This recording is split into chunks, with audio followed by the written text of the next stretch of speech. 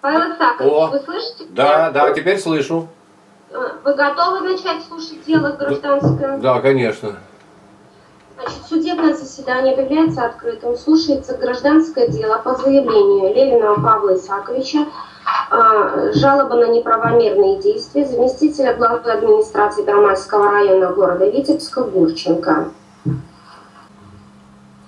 Так, дело слушается в составе под председательствующим судьей Дасько при секретаре Ивановой.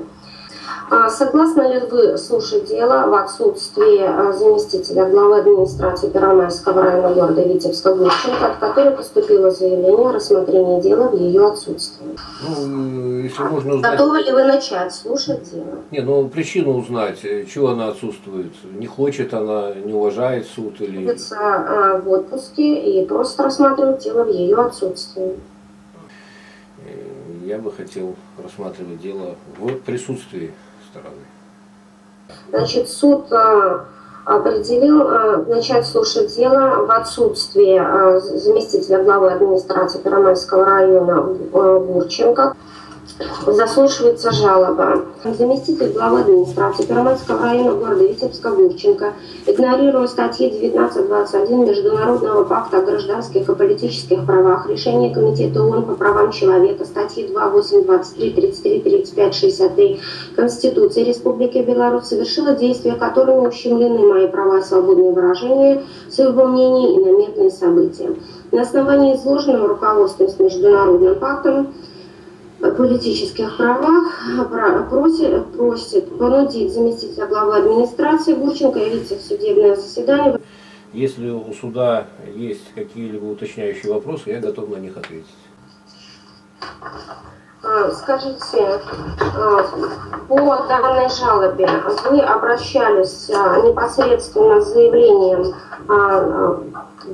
заместителю главы администрации Первомайского района города Витебска, либо главе администрации? Я обращался в администрацию, потому что в соответствии с законом об обращениях граждан и решением Витебского городского исполнительного комитета заявление подается в местный исполнительный или распорядительный орган, а решение по данному заявлению в соответствии с данными нормативно-правовыми актами принимает либо руководитель этого органа, либо один из его заместителей.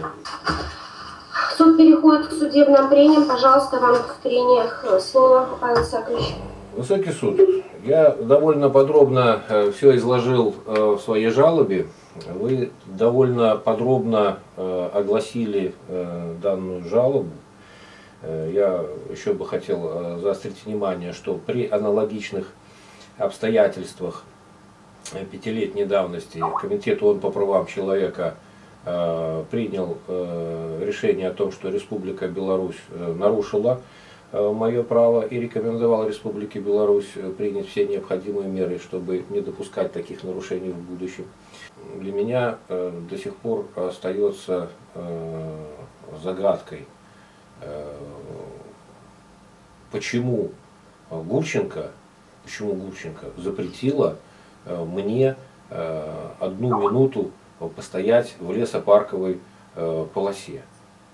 Неужели Гурченко считает, что одиноко стоящий гражданин всего лишь 1 минуту может причинить ущерб национальной и государственной безопасности, общественному порядку, здоровью, нравственности населения или правам и свободам других лиц? Потому что только за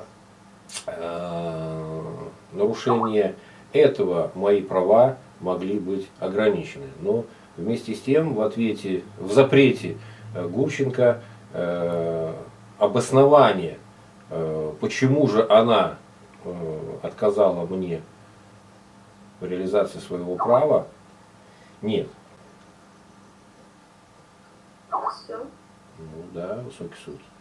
Не хотите воспользоваться? Я хотел бы воспользоваться репликой на выступление Гурченко, но вы лишили меня увидеть и услышать Гурченко, поэтому глупо выступать с репликой на самого себя. Суд удаляется в совещательную комнату.